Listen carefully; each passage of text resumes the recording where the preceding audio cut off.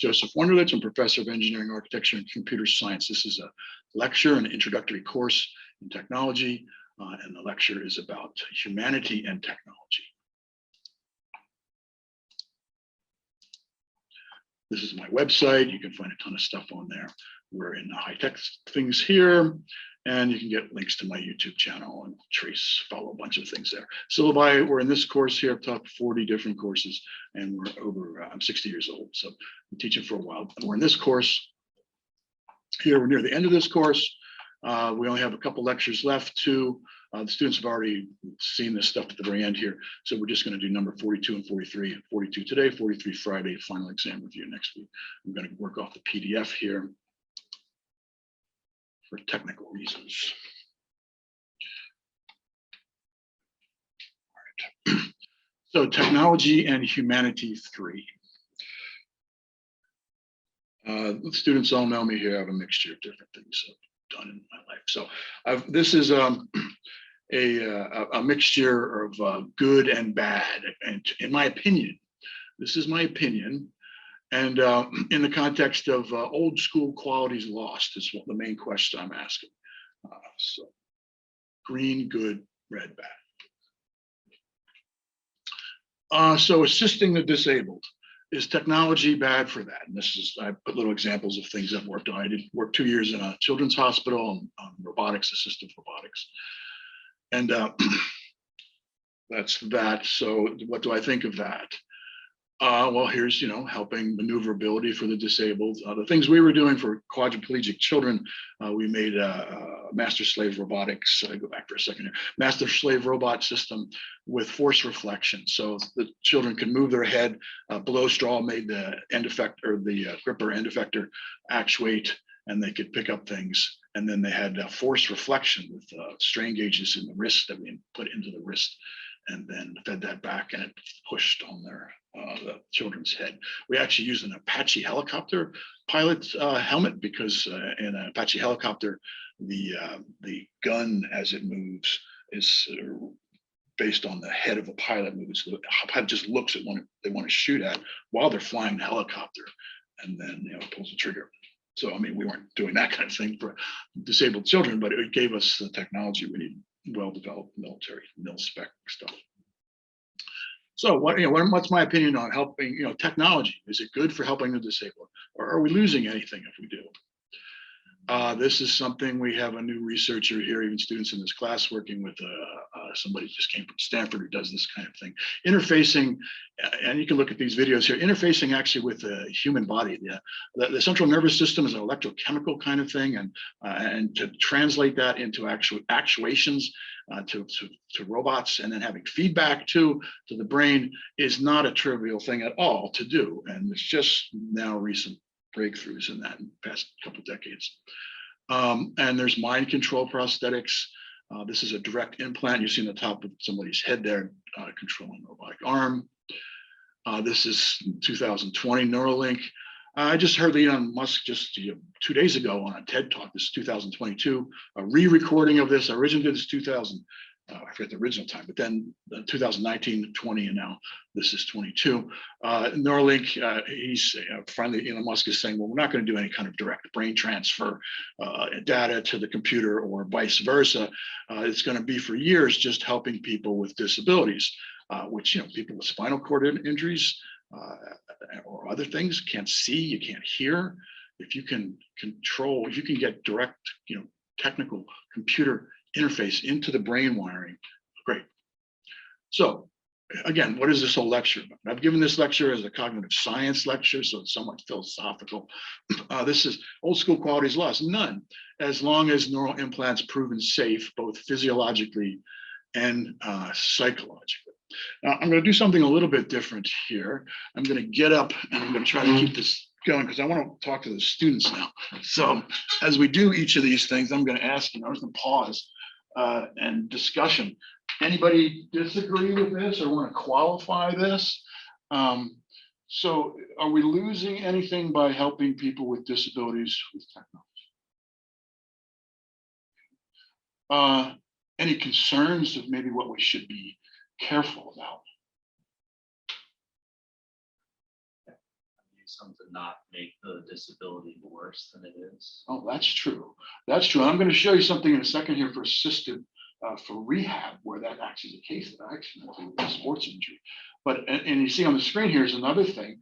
What's up there? As long as the neural implant's proven safe, both physiologically and psychologically, you may not know over time the long-term effects of having the brain directly interface to something.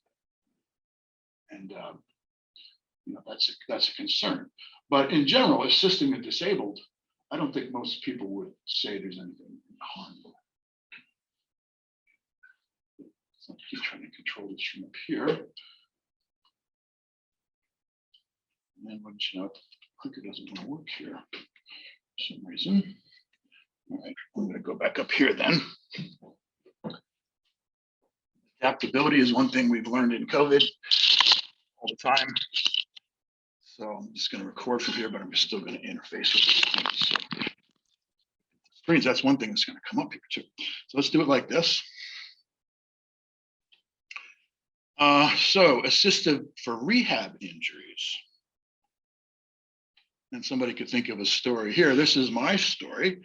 In 2009, I was invited to be a guest a visiting professor at the University of Trento in Italy. I taught a PhD course there. I was getting ready. I stopped playing pickup basketball. I stopped doing other things that would put me at risk.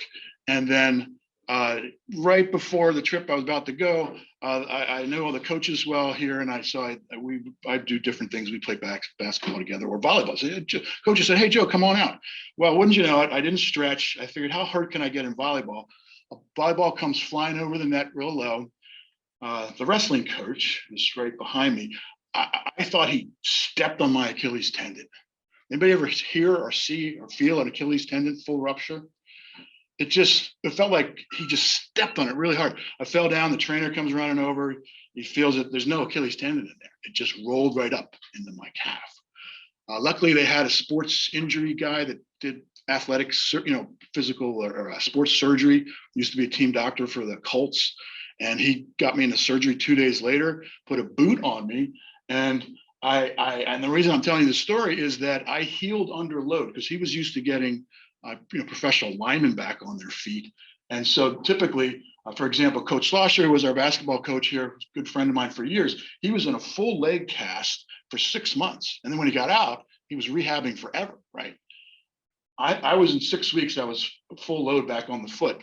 And within 3 weeks, I was in the boot walking around, and I got on a plane to Italy.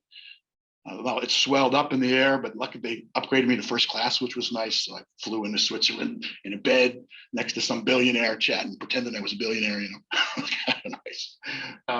And then I got lots of special treatment. But my point is that if I didn't heal under load, which means not, over rehabbing or over protecting like it used to be in the old days, I wouldn't be able to do that. So that's my story on that. Oh, so any stories like that where have sports injuries now or anything where you rehab and they tell you to heal under load? You can get full strength in your joints now if you heal under load.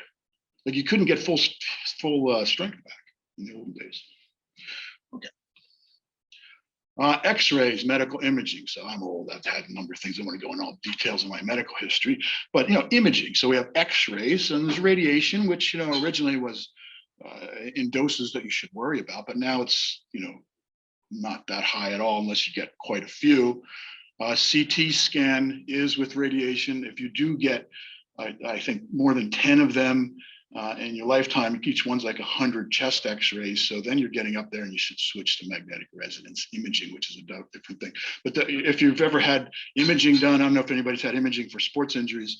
The radiologists and the doctors, whatever kind of doctors looking at the images after the radiologist report, they like to have consistent CT, or MRI, because the way the images look are different. And so they reference different things over time. You don't want to switch back and forth unless you have, good reason. Old school qualities lost. Now, I don't say here risk, because of course there's risks with degrees of radiation. And even the magnetic resonance, you can in some circumstances have some damage, but typically not. But old school quality is lost. I'm asking. So what did people do in the old days? What did you do in the olden days when something was going on inside your body? Bloodletting, or what? Put leeches on you. I don't know. Dig around inside you and see what's going on in there. Knock them out with a hammer, and then just start digging away and see if you could fix it. It's scary. All right, so we all agree.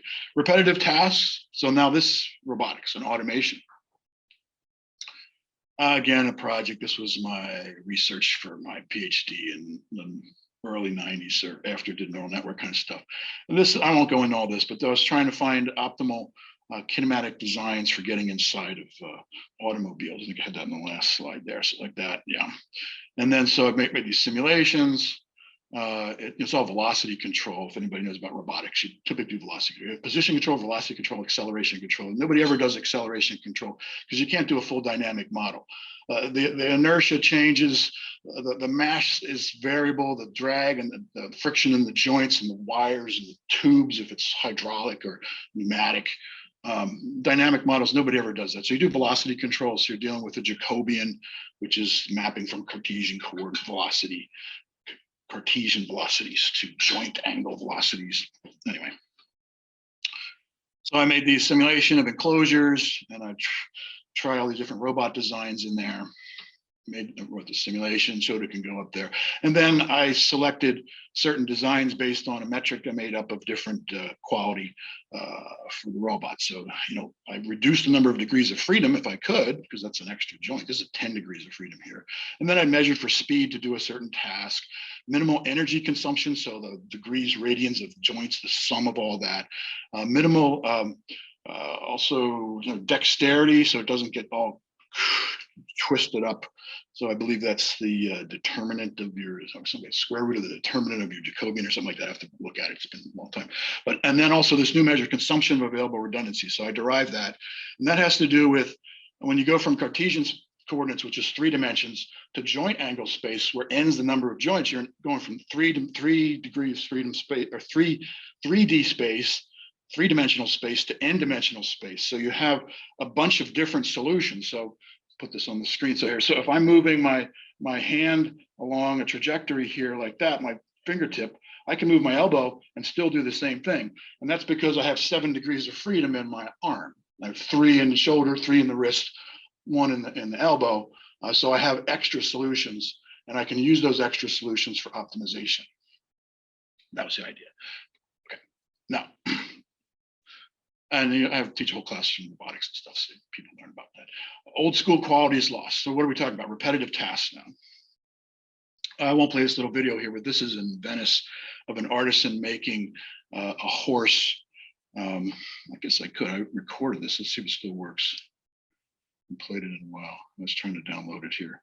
I won't play that now. But so you can see, artisans in medieval times, for most of human civilization, there were artisans and trades. Family fathers would pass down the sons and daughters, mothers, daughters, children.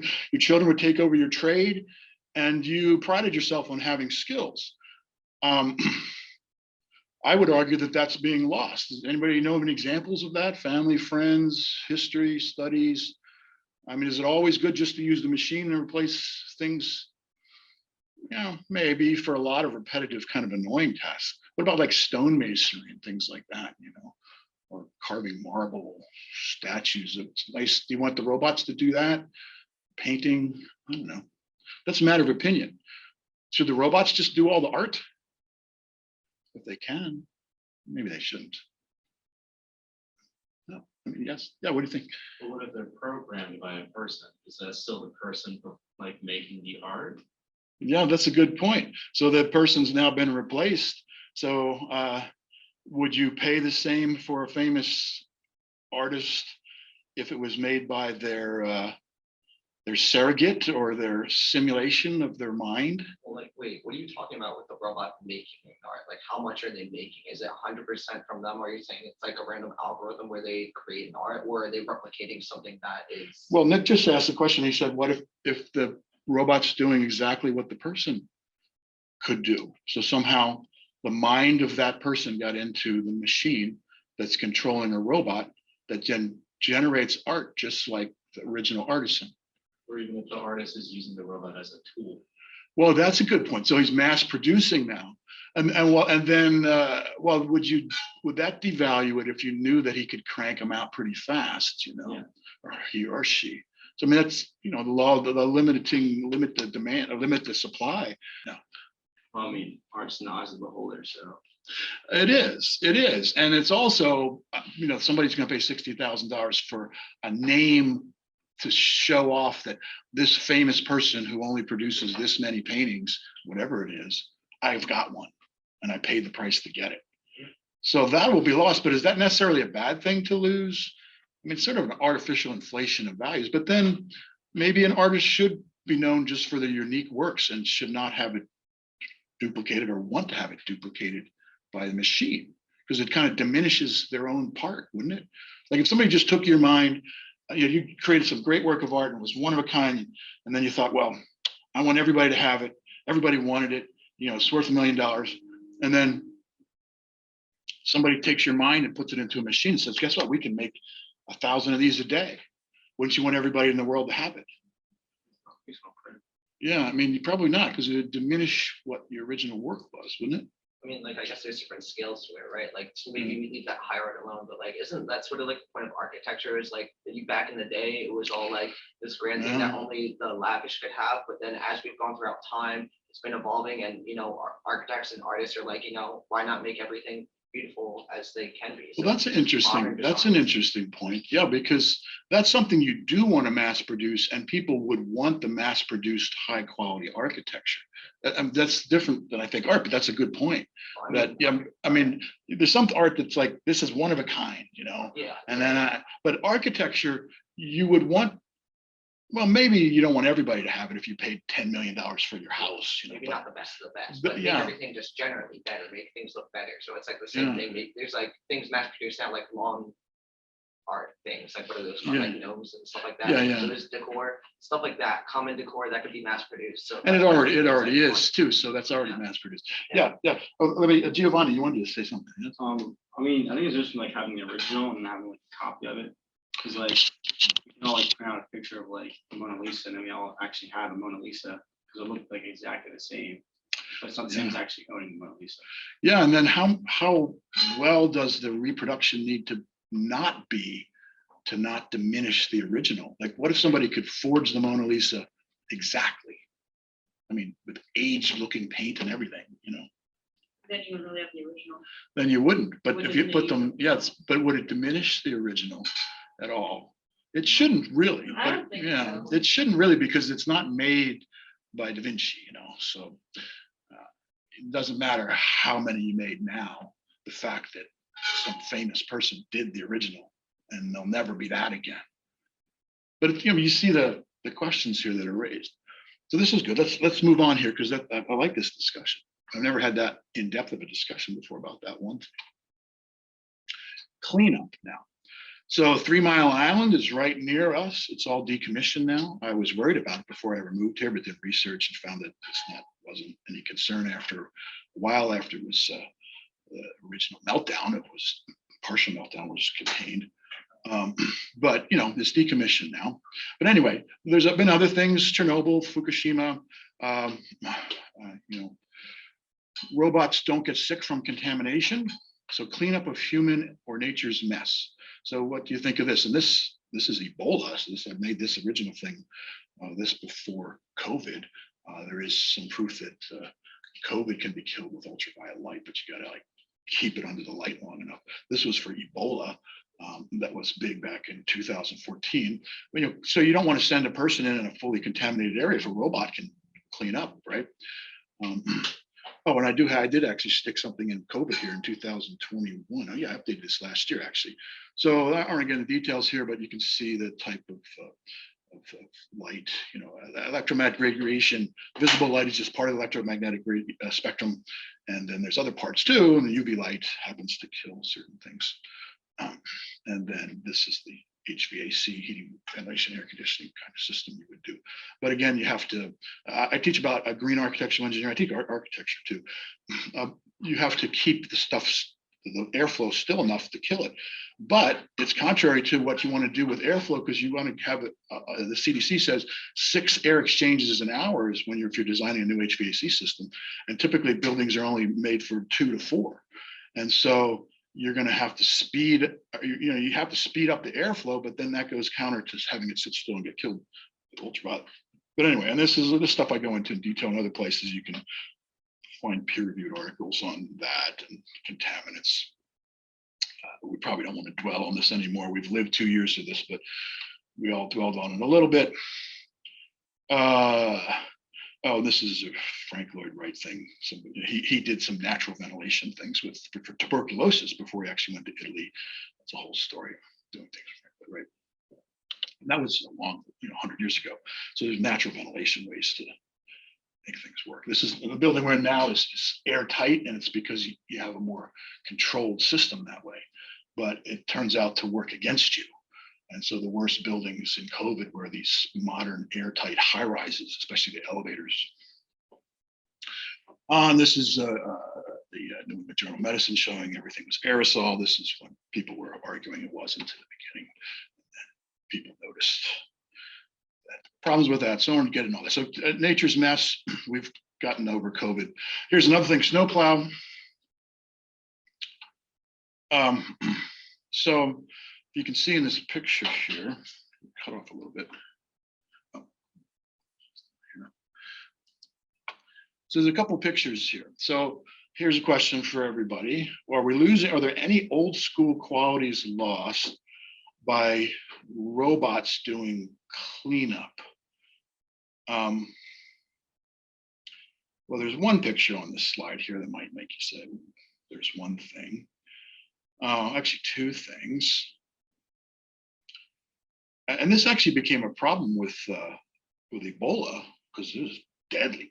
And you couldn't get enough doctors to get close to it. Some people were risking their lives. A lot of people were. Luckily, that didn't spread so fast and got under control. COVID didn't get under control right away, but still taxed our medical system. That's one reason all governments were cracking down, is because you overrun the medical system. You don't have enough doctors. You don't have enough facilities. People just die without treatment, and that's not what you want. So, but what's the problem if what old school qualities could be lost here? So I already said one here. How personal attention could become less likely if there's like, well, the robot will take care of that sick person, right? Nurse or doctors need a robot to deal with that sick person. I don't want to go in there, right? That could happen, couldn't it? It's like, all the other doctors using the robot, or telemedicine. Like I had 2 years of just telemedicine, right? Where your doctors are on a screen and they're trying to diagnose you. But that's, if anybody's had any medical care, that's no substitute for what a doctor does. I mean, they try their best, and that's what you guys have to do under emergency situations. But anybody else? So what other old school qualities are lost by machines doing cleanup for us? So take the human out of the loop. Anything? A lot of good there. What about this one little thing on the bottom? And that's a little bit obscure, what's going on the bottom there? You see that the bottom, there's this little robot that's cleaning up snow in Japan and poops out little blocks, kind of a novel thing. And then here is a snow plow. And what if you had a driverless snow plow, right? Why not? Nobody's out. What's going on this slide? You ever do that kind of thing when you're little? Build into a snowbank, and the big banks are right next to the road. If your mom doesn't tell you not to do it, I might do that. And then here comes this new modern driverless snowplow, saving the city money because they don't have to pay overtime or whatever it is to the driver. And they might not see this. Whereas a human might just say, something funny going on there. I can't actually see the child, but I see, looks like somebody was digging in there. Maybe there's something going on. I'll stop and look. You gonna program that into your robot? Yeah, that's a big issue with a lot of this driverless stuff, and it's what's holding up a lot of it going forward too. We have the technology and the image processing and the AI and neural networks now to actually do most of it, but these anomalous cases or this non-common things where a human would just kind of say that's not right. That's hard to program that into a robot.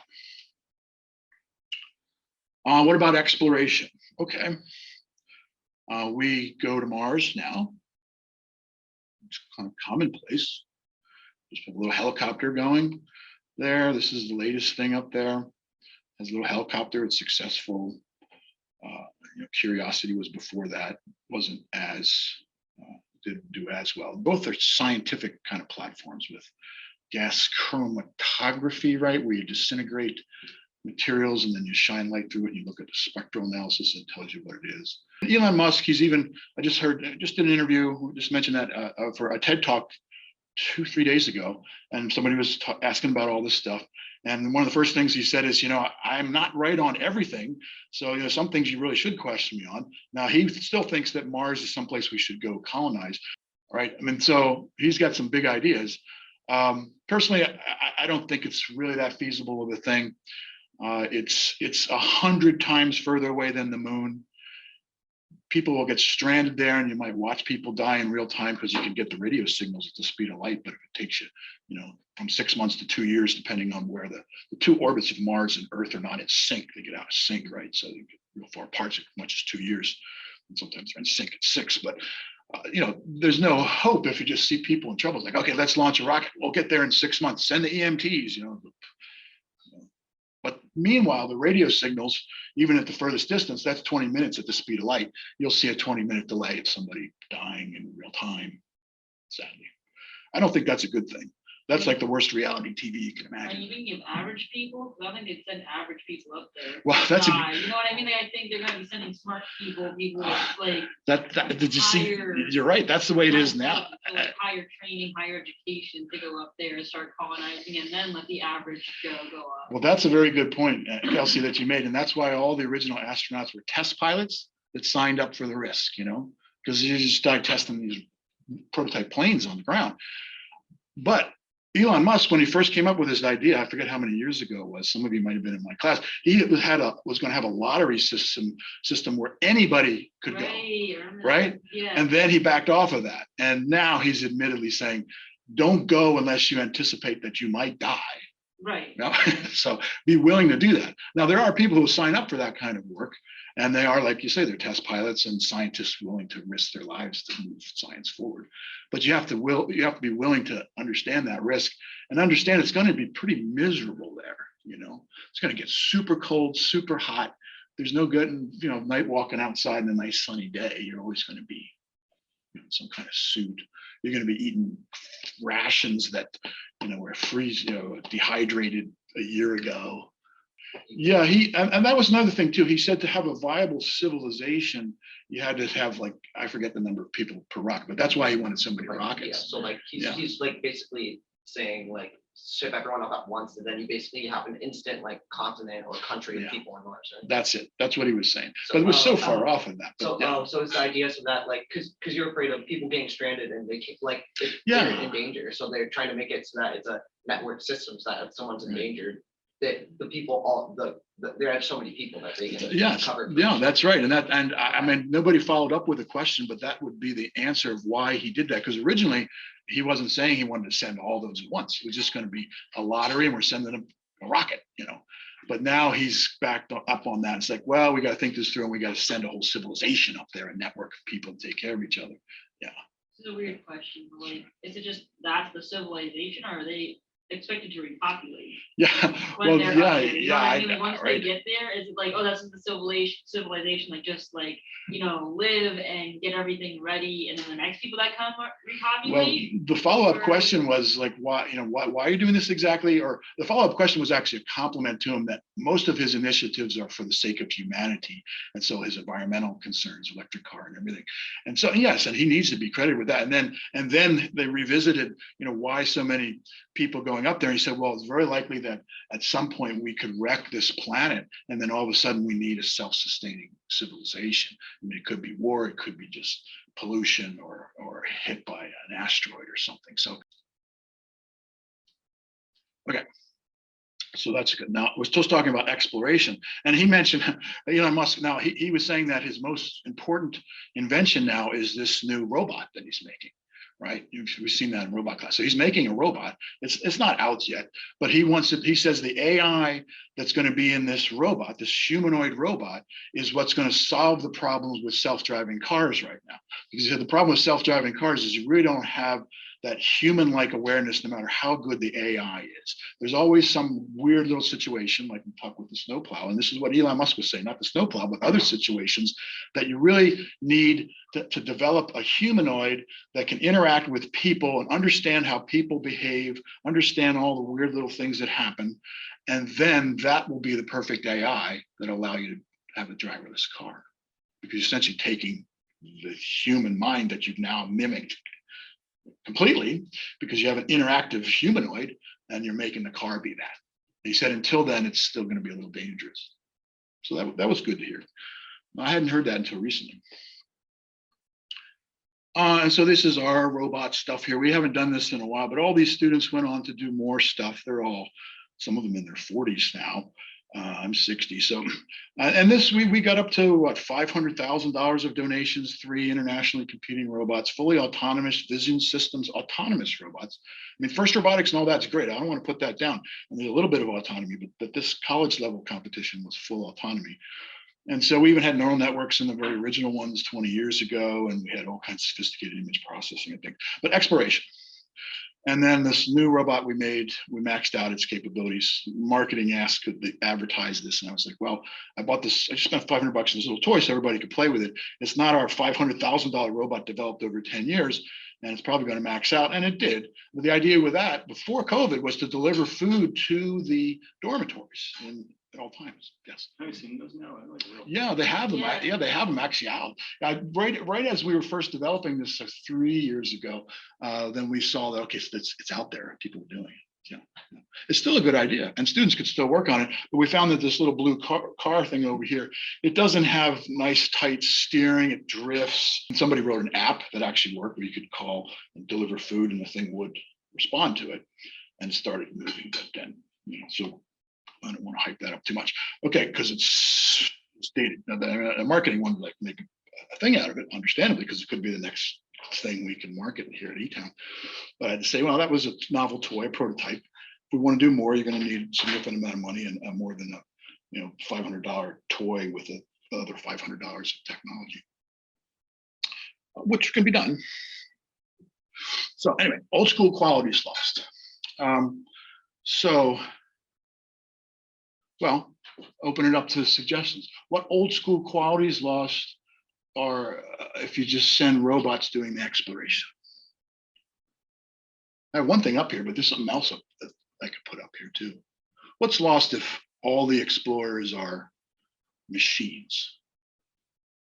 They're not as explorative. I don't know the right word. Not curious, maybe. Not Curious. as That's the one that I was looking Right. for. They're not as curious. Like they'll just like be scanning, and like maybe in like if we're watching them and in the camera, there may be something like a couple of feet ahead of it, Right. but it's only scanning what's directly in front of it. Whereas a human that saw something Yeah, ahead would like realize there's nothing here. Let's run to whatever that is. that's and an then it like important just point. scans Yeah, the thing, and then like it doesn't even recognize it, and then it'll just like, okay, nothing here. Let's just move on. yeah. Good, Kelsey. Giovanni, yeah. Maybe like read the situation, like if you pull up on like some like different people you never met before, Hmm. I don't think a robot's really good at like judging what the person Yeah, is that's thinking sixth through, like, sense. That's six. Yeah, well, I don't call it sixth sense. I have a cousin-in-law who was an LAPD detective, and I've driven around with him just getting groceries and things, and he can always spot, like just in people's eyes or just the way they're moving around, if they're up to no good, or if you shouldn't approach them. If you're in a bad area or something. So that kind of sense. How does a robot know? And and also, a robot's not. I mean, it's looking for all different things, and you could give it a data set after data set of what humans would experience. But how many of you have been in some strange situation that you never expected to be in, but you kind of knew what to do anyway? Like that's danger, or that's something I should maybe look up, follow further. Yeah, go ahead. That's I just Carl. wanted to say, you say the sixth sense and how he looks at people and knows everything to tell. Mhm. it's called a sixth sense because you don't really know what's behind it. But when you look at someone, you can give them characteristics and it would do the same as exactly identification as you would with your sixth sense. Yeah, perhaps the facial recognition, yeah, maybe, The look in their eyes, yeah. like what's on their clothes, and if the colors match, all of these things. If you are able to build the pattern about how each people like.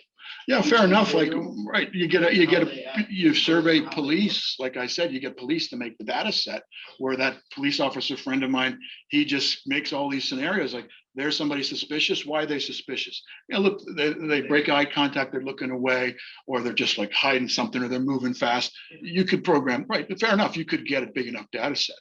So yeah, maybe everything. More of like subconscious observation. But what if you send it to explore like on another planet, and I guess you could hope that it would extrapolate those human facial recognition responses to some other thing that it might see, right? Of danger. Yeah, so that's tricky. So you see what I have down here on the bottom slide. The human first contact is what we're talking about, and general diplomacy, which actually is a follow-up thing. So not only how you react initially, like you know, you're something scary, and then they think we're something scary, and then bad things happen, but which can happen, right? But also the follow-up of okay, we don't like each other, we don't trust each other. Let's be diplomatic about how we proceed. Yeah, go ahead. I think in general, like sort of summarizing a lot of what we've been talking about, there's like something as humans, we're very uncomfortable with things that aren't exactly human. Like if you ever look at like horror movies or stuff like that, or things that we find creepy, why are they creepy? It's because they're not quite human. Like we're very uncomfortable with the fact that they don't think just like us, and it feels very the uncanny valley, right? We're that's another slide coming up about that, where things look creepy to us, and that could correlate to here also to first contact. I have it in another context where I'm going to show you companions. You know, do we want companions really to look human like if they're almost human, that's kind of creepy maybe, where if they just don't have a face, like Asimo had, they made it just be a screen because people were afraid it was they were staring at them like with bad intent, so and then made it smaller and more, you know. But do you think it's like wrong that it's like we're uncomfortable with that fact, but why are we uncomfortable with it? Like, is it wrong for robots to do things slightly differently than we would? Like, if we were to program them, like Carl was saying, like maybe it wouldn't be perfect. Like, we can't perfectly emulate human nature yet. But if it's something very close to it, like what Elon Musk is trying to work for, is that good enough, or are we still very uncomfortable? Yeah, like, no, I think it depends. Yeah, I'm not saying everything's good or bad, and all these things you can change my mind on. So. But I would say, in general, exploration is worth having a robot to send into space instead of like all this money and risk for sending humans to the moon was something we did for years and years. But it was just because of the PR of it to beat other people doing it. It was so unsafe, and it's still unsafe, in my opinion, to explore without robots. Like, yeah, Mars, okay, maybe Elon Musk has some point with his colony, but no, you send somebody to Europa, and it's years. There's this moon of Jupiter that has a liquid ocean for underneath that worth exploring. But you send a person out there, I mean, it's going to take forever to get there, and then they're not coming back in any time imaginable. You definitely should put a robot. So for exploration, it's worth the risk, and even into maybe into underdeveloped nations where you could help people that are sick. Well, that's a medical thing too, or just bring them supplies or make first contact with people. But you see, like this picture I have here with the American Indians. We weren't so nice to them, and a lot of times they weren't nice to us. You could say they weren't nice to us because we weren't nice to them, but something was lost in the translation there. We wanted to have colonies where we could have opportunity and expand the British Empire, where we came from. But the American Indians didn't think of land ownership at all. The land belongs to everybody. So they didn't fight over territory. It's like, sure, you can live over there, but then, the resources start becoming scarce, okay, there's not enough animals to hunt anymore, or more realistically, actually, we wanted clear boundaries where, okay, all you Indians out of this area because now we own this. It's like, well, nobody owns anything. no, we own this. We discovered it. It's like, you didn't discover it, we're already here. It's like, well, you didn't have a flag and you didn't declare it your territory. It's like, well, nobody declares their territory. That's the diplomacy you want, maybe not a robot to do. I mean, even if the robot could, you probably don't want. But why? Because like, as, Well- as we've seen in history, humans aren't always perfect, but then robots might not be perfect either. So it's like the argument, it's like, why don't we like robots? What's wrong with that? I think I think the biggest thing is the fear of the unknown and the unfamiliar. And I think there's more of a chance of a humanoid meeting another humanoid, even if one's wearing British clothes and the others are, running around and not so much. There's more of a chance of there being some kind of connection than if you said a machine. That's my opinion on that. Maybe not. I mean, most people maybe nowadays wouldn't be afraid of machines. I mean, I help make machines. You help make machines. We're all tech people, so we don't have that fear of machinery. But I wouldn't want it replacing humans in a lot of situations. I don't want a robot doctor. I don't care how smart it is. I still want a physical doctor. I don't want a robot wife. I don't want robot children. I don't want robot pets. Right. I don't want robot colleagues. I want robot students. There's just Yeah. something we can't fully replace like human nature with robots, and that's what we don't like. Yeah, but if we could, so the question I guess is, if we could, would you want that?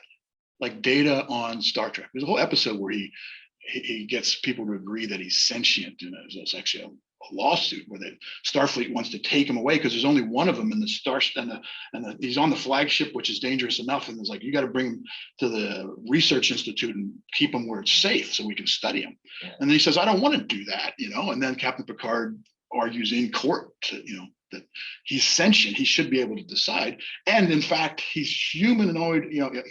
He's enough humanoid, or not humanoid enough. He's sentient. He's sentient, like you would treat a human. Yeah, there's a That's video game. yeah. Have you heard of Overwatch? No, I haven't. There's it's a shooter game, but like in the world, there's like lore where it's like you have android people, and there's like characters that are fighting for android rights and stuff. Like Oh, really? Yeah. Overlord? Is it- Overwatch. Oh, Overwatch. I like that. Those are- Yeah, I'll have to look that up. That's cool. I like that. There's a number of games I've been hearing about that are. For years, it seemed like a lot of stuff was just going towards first-person shooting, and it was no. That's a kind of a higher theme, to do something for civilization. Okay, good. So, okay, what about this search and rescue? So what's this? What are we looking at here? What's this robot doing? Anybody? I'm losing you all to the screens, I can tell. What's this robot doing, everybody? Saving a guy from the battlefield. Yeah, and so why is it good to have a robot there? Well, you can get the person and bring it back to the humans, rather than humans having to go out in the middle of the battlefield or the front lines and help them and get, shot at. Yeah. So, okay, we could definitely see the benefit of that. And this is a robot that actually does it. It's called Bear. Oh, and then this was actually before 9/11. I had a student, we did this. And he was with me when 9/11 actually happened here, and we were just coincidentally working on search and rescue robots and swarm with simulation and real-time stuff. And then he went and presented in Japan, all that. And this is just more on emergency response kind of stuff. So a whole other life in buildings and structural engineering. And I wrote structural specs in San Francisco before this earthquake happened. It did this to this bridge. I used to commute right over where this happened, right about that time too. So my question here is, well, I state here my own opinion. Robots are no substitute for EMT skills at the scene. Has anybody ever called 911? Would you? I called them on the state. Well, that doesn't count. They probably do want a robot to come, because then there's no humiliation. Like, okay, robot, get out of here. I mean, you get the real EMTs coming. Well, I can tell you a funny story where, and it's sort of funny. We all got the flu out in California on our annual trek out there. Everybody, so many people, we get sick every time we go out there, but it's worth it in the sun. But anyway, so we're out there. My wife's sick. I'm sick. My mother-in-law's sick. Then my son gets sick. But we have a little baby girl. This little baby girl, and she didn't get sick yet. So we're worried. We were deathly ill, all of us. Then she suddenly gets 105 fever. And we think, oh no, So we call right away 911. We come and they send the police and the fire department. And they're all standing around the living room.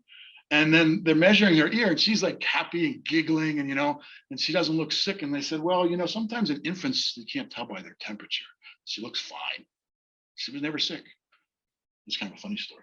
But what would the robot do? Well, the robot maybe would know that infants, sometimes have a fever and it doesn't mean anything. But it was the EMTs could just tell because she's kind of giggly and happy.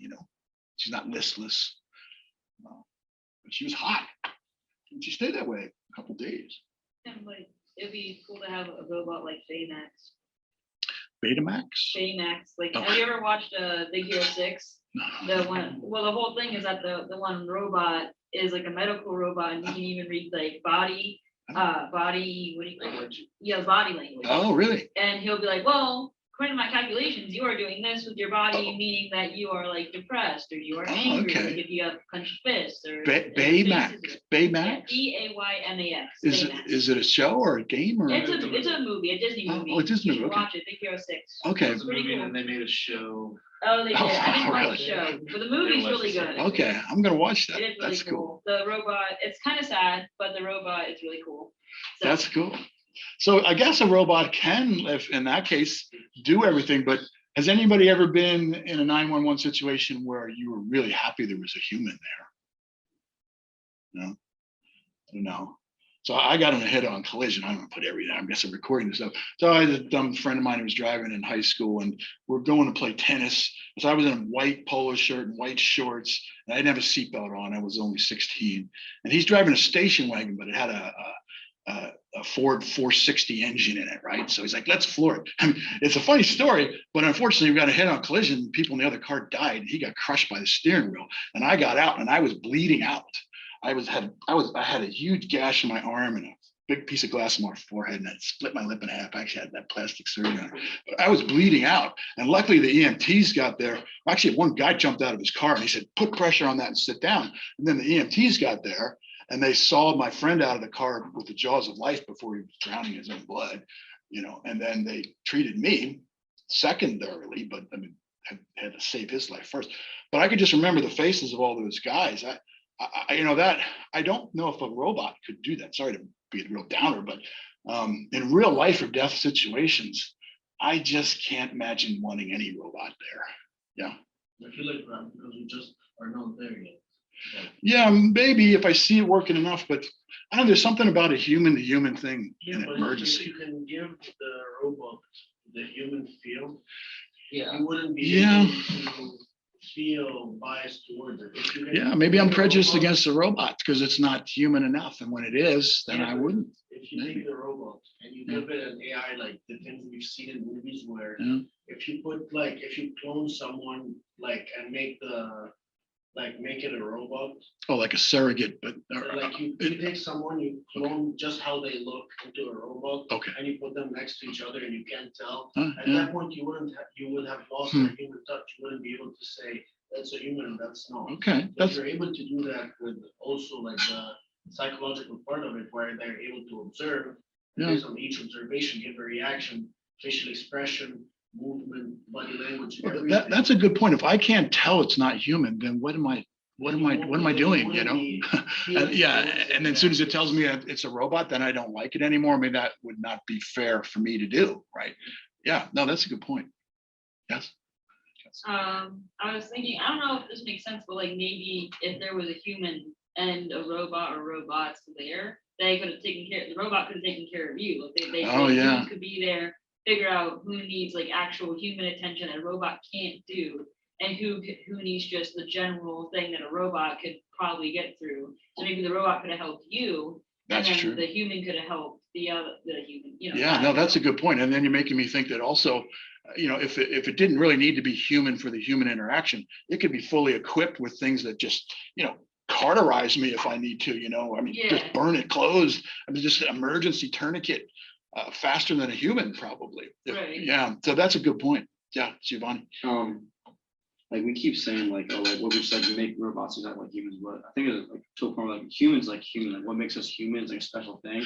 Yeah, And so it's like, I don't think you really like make a robot into a human. So it's never gonna be like a connection where like I see a robot and be like, yeah, that's like human to me. yeah, that's a good point. That reminds me of our last lecture or the one before that, when we were looking at all the things that, what is smart, and some of those things maybe we don't want a robot to do, but wouldn't we really want it to do all of those things if we were going to treat it like a human?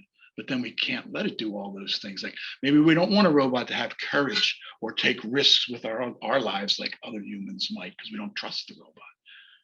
That's an interesting point. Like maybe we want to keep something to ourselves. And then if we do that, then they're second-class citizens in a way that maybe we don't treat the same, but they serve a purpose, like being better first responders for saving me from bleeding out. But maybe I need something else. I need emotional support because I just saw 2 people die and my friend die, and maybe I'm perfectly all right. And I don't want to hear a robot tell me everything's going to be fine. I mean, you're saying, why not?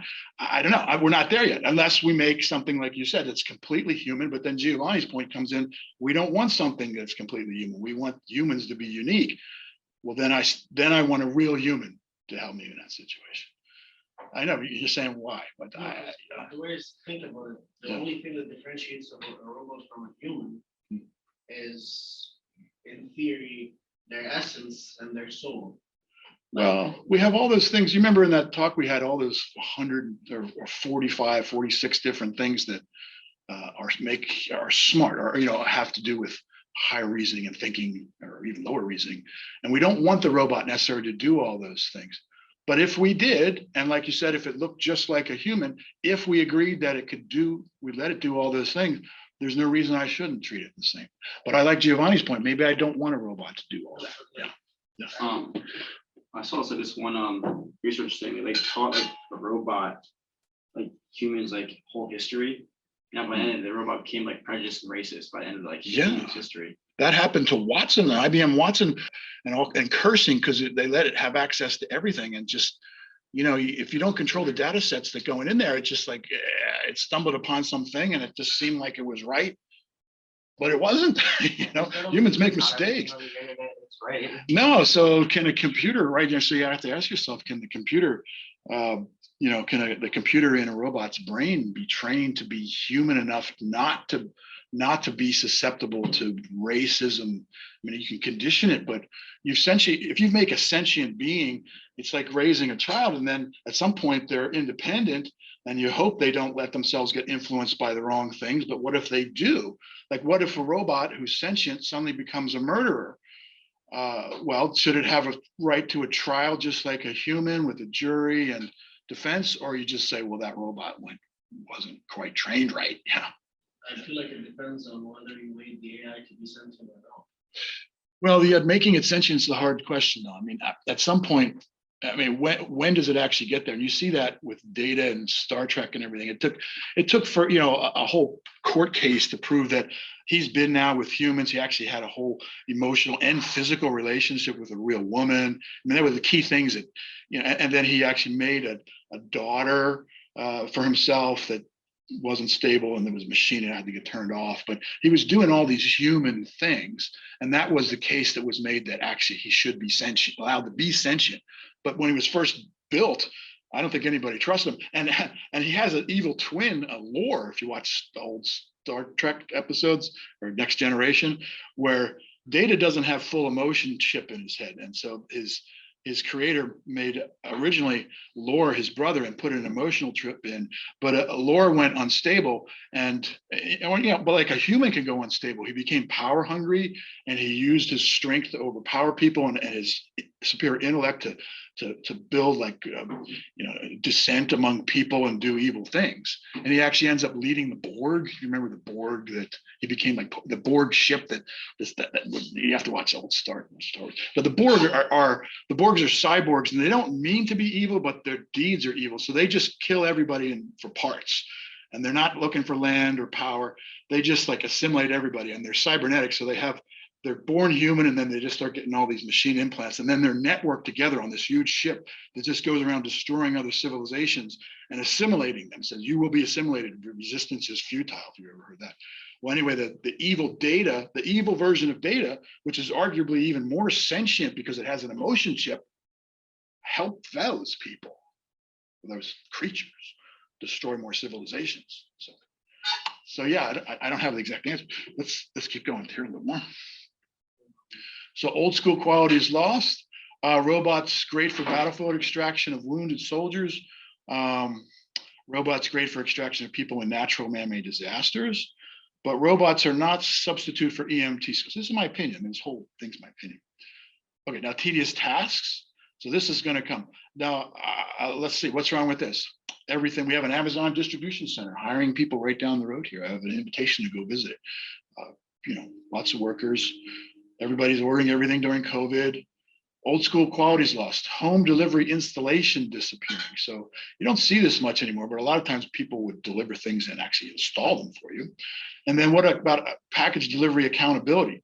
It's not such a problem out here. People just leave things on my doorstep and run away, but they start taking pictures. But there's, now there's people who steal Amazon packages. So, so you lose that accountability. Let's see, there's tedious tasks of, so customer service. This is a shoe store in Japan where you make this robot go get your shoes. It actually drops the shoes. This is Boston Dynamics. You've all seen this. $1 million machine. You're probably not going to want for labor tasks like this. It can do a flip. And Elon Musk was talking about how scary some of this is, and it is actually what some of this can do. Now, old school quality is lost. Does anybody ever?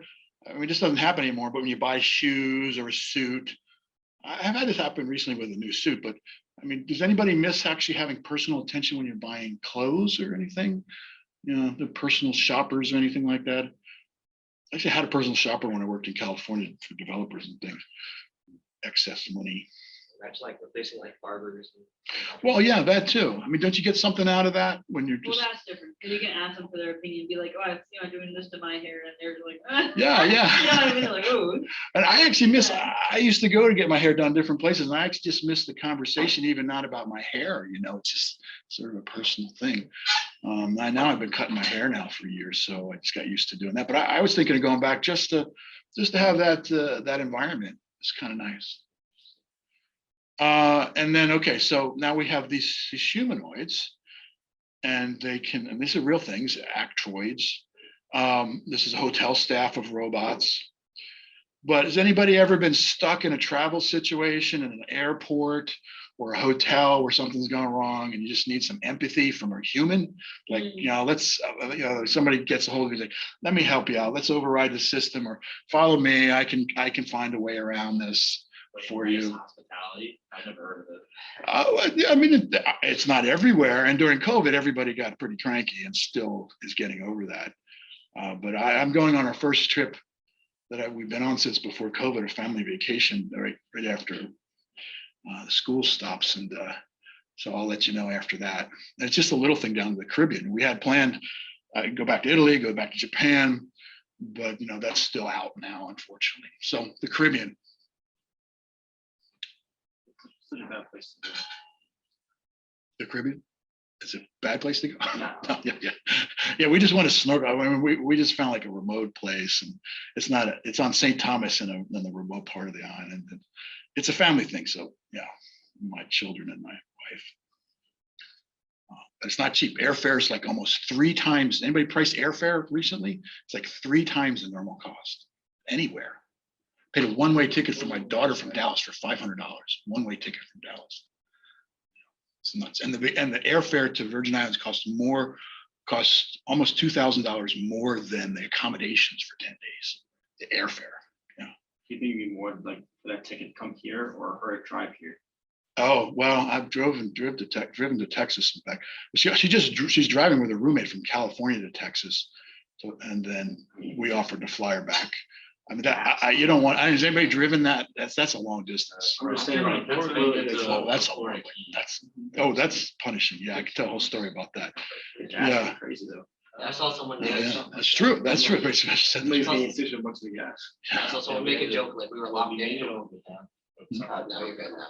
Yeah, we were locked in from COVID, but now we still can't go anywhere because like gas and like.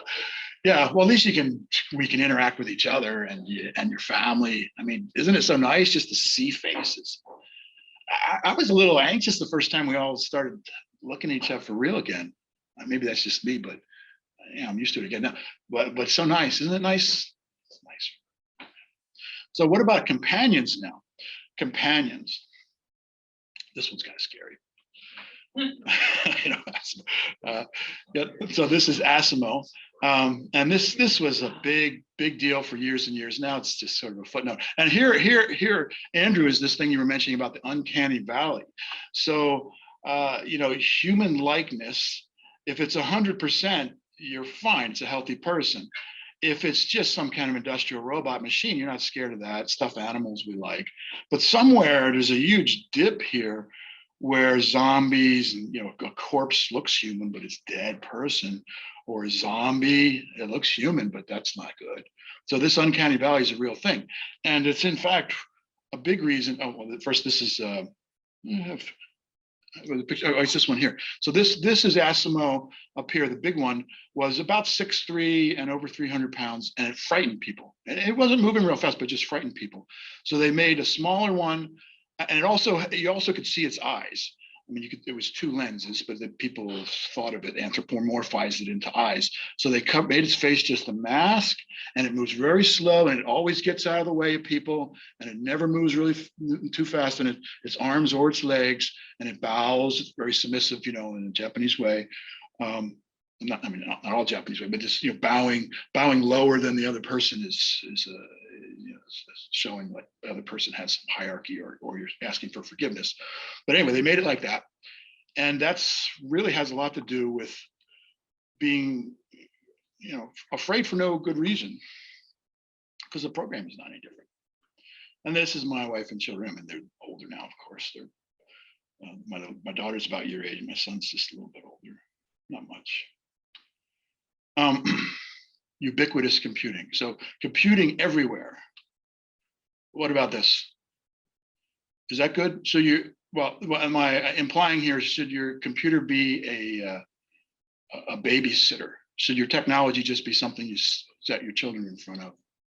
Because no, you know, people do that, and they have to now too with COVID. You know, and there's daycare. But maybe not super unregulated. I know, like, you know, a lot of parents are like, thank goodness we have like the TV can sit the kid down and they can go work and then still, you know, kind of keep watching them. But yeah, it's sad. And during COVID too, people are working at home, and the daycare workers, you can't even put the kids in daycare. So people are just wrangling their kids and just sticking in front of the technology. And then there's schools in front of the screen too.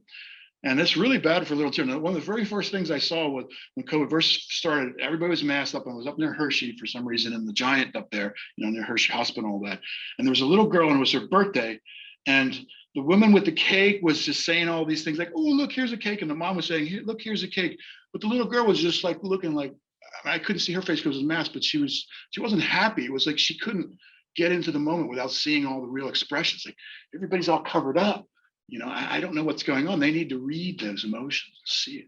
So yeah, the little children, I mean, there'll be some long-term repercussions. Luckily, all of you are mostly old enough. I mean, you're old enough to have survived it, but imagine 3-4-year-olds, you know.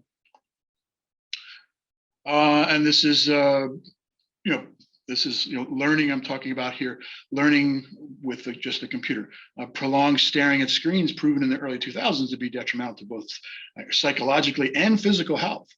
And we really don't multitask as well. I mentioned there's a whole study of this been on PBS for years now, that even the people who you would arguably say are the smartest or whatever don't multitask like they think. And this is just it wasn't all bad. We adapted. This is such in my office bedroom where I taught out of for a couple of years. Some of you were in those classes. And then pandemic, you know, everything's on screens. It's just something about that. This actual graduation that we did remotely, and so they asked people to record things, and I did this. But I could tell you if you know anybody who actually had they brought back the 2020 graduates, and they had a real graduation here. You know, that was so nice. And my son was in that, and I was in that. And I think my 23 years here, that's like the highest moment of everything I've done here. Just everybody was just like back to life, you know, real things now happening that we all postponed. And you know, we had a virtual graduation for my son, and everything was sort of nice, but it just wasn't the same. And so old school quality is lost. Face to face with people is diminishing. You know, but we learn to be adaptive. So I'm finding a silver lining, the fact that, you know, I've made this updated with these slides during COVID. It's like, all right. But the reality is it stunk, right? COVID stunk. Is anybody happy to go back to that? Just being in your house, not getting out, not seeing faces. Was that good? Not playing sports, or playing with masks on, even with a, yeah, It wasn't the best. no. The darkest time was when they canceled professional sports. Oh, yeah, the no Phillies. Watching NASCAR, which was the first time. Or sports with just like cardboard cutouts in the stands. Well, that wasn't bad because there was You could actual players playing. Yeah, it was better than nothing, but it just seemed surreal and kind of like, oh, this is weird, you know. And artificial cheers and canned laughter, you know, it's like canned cheers. Yeah. Oh, now how about this? So this, I mean, you think about this now more and more. I don't get macabre and draconian here, but drones. So this saves our soldiers from, you know, having to do a lot of stuff. But what about rules of engagement? So, you know, I don't want to think about this too much right now because there's wars things going on right now. But in most cases, humans will differentiate who to kill and not to. I mean, that's what war is about, and not kill children. So, okay. I mean, it's just too soon with real things going on. We'll talk anymore about that. But I think you would all agree. I really don't want to discuss that too much more. I don't want to think about that anymore. But what about this? So everybody loves this. We're going to Virgin Islands. I just found an old school map. So of course I have Google Maps and do all that, and you know, Google Earth, and I'm rotating around. I know every bit of terrain now just from a week of booking this thing. But I still like a map. I like an old school map, and then I memorize that as much as I can. I'm pretty good at it. And then I put it away. When I need it, I pull it out. I don't want to just be like in tunnel vision. And this is my own preference. I navigate the world in my head once I have an overhead view. I don't want to just be in a tunnel. I always like to know which way northeast, southwest is. You know, I want to know that, and I want to know my orientation in space. And I'm normally pretty good at keeping that. But now I can't get maps, and I have to listen to the car, and the car doesn't always update. So you ever been in a car, it gives you the wrong directions? You know, just it happens. So you lose your ability to navigate without technology. So what you see here is this is Christopher Columbus's map, and you see his very backwards idea of what Africa looked like and Europe, and he doesn't know America's there. And just on the same map, just for fun, they put what they thought the solar system was, which was the Earth and everything orbiting around the Earth. And he just took off in this direction. Can you imagine that? Like, you think she's going to find India, you know? Yeah, I think I have to verify that, but I've heard for years that that's why they call American Indians is because he thought he was looking for India. Oh, They yeah. Yeah. find a way to get around to India when it's not going the long way. They thought he could go around. Yeah. Because otherwise, I mean, the Suez Canal wasn't there. You'd have to go all the way around Africa. Yeah, and a sailing ship, and that's pretty nasty water. There at the very Yeah. That's dangerous. It's dangerous now. And what about this driver of this vehicle? So this is 2017. I put this up here, and I was saying I don't think so. And then I see there's a crash. There's another one where bicyclists got run over. In this case here, the AI thought it was seeing the sky up this way, but it was reflection over this off of this surface, and it was looking underneath the truck and saw the road straight ahead. So it saw sky and it saw, straight ahead, and the guy wasn't paying attention. I forget what he was doing, but it just, So now would a human do that? I mean, no, so a human would just know I'm not going to run right into a truck. Right. I'm just not looking at the road and a reflection of the sky, but the AI at that time, and this is why Elon Musk is backtracking a little bit, rightfully so. He's like, this is not fully ready yet. And to make it even worse, a huge truck too is like, I never let trucks be behind me when I'm driving on the highway, because they can't stop in time if I have to slam on my brakes. So if I'm going to pass a truck, I make sure I get way ahead before I go in front of them. And then driverless cars. Kill the pedestrian. Should a self-driving car kill 2 jaywalkers or 1 law-abiding citizens? So this is up at MIT in the media lab up there, which, by the way, looks like a giant garage if you ever walked around inside MIT. Harvard's polished. By the way, if anybody you know go to Harvard or MIT, they're only 20 minutes apart on the bus, and everybody at one place can take courses in the other. But Harvard's just kind of posh and polished, and MIT is pretty much a giant garage of brilliance. And so this is something up there. Rodney Brooks is the robot guy. I don't know if he's still up there. Got cut off there, but this is an MIT Media Lab, the moral machine, and this is one of the things that they pose. Like, would you let your pets get killed or a car full of people? I'm like, well, I shouldn't say people. What if it's a car full of criminals that are hardened criminals? Like, yeah, well, what if they're on death row? Well, they're going to die anyway. What if it's just some guys you grew up with in high school and they were doing some dumb crap and so they got 30 days? Would you run over your pets then? Nobody over 6 minutes over. Oh, okay. Let me go real quick. So let's see. Anything? Don't want to fly. Oh, and then then we go right into this other stuff we already did about that. We already did that. That's perfect timing. So you already sold out different kinds of AI and all that. Oh, one more thing there. I'm going to end on this, but this adding to the mental ability matrix. And if you want to hear more on this and disinformation, Barack Obama just 3 days ago gave a talk at Stanford just on disinformation. And just, in closing here, look at the body language here of what's going on. I mean, we know Putin is a master manipulator, bluffer kind of guy, and Obama's staring him down. And then this guy's like, what's going on? And this guy's ready to jump in. I'm not sure what she's doing there, but yeah. So yeah, I mean, this is part of the mental ability. So unintentional bias, disinformation, choosing the lesser evil like driverless death, and then just sensor fusion of all these different stimuli coming in. And then, he's a judo guy too. So okay, leave that up there. All right, that was good. It's a good class when we go over and nobody's itching to leave too much.